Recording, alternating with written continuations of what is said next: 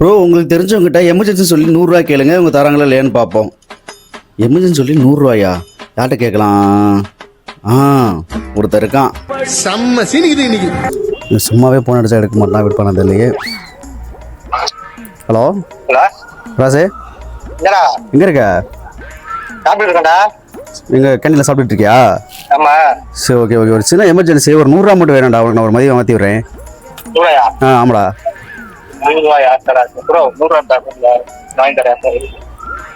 நான் கடைக்கு போய்ட்டு உனக்கு மாற்றி விடுறேன்.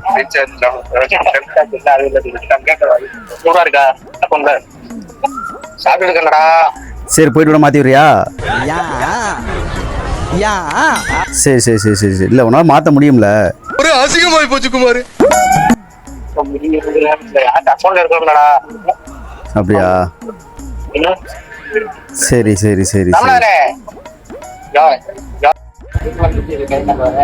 சரி, ஓகே ஓகே. நீ பாரு, ஒரு இது கிடைச்சா பண்ணலாம், அப்படியே பார்த்துக்கலாம்.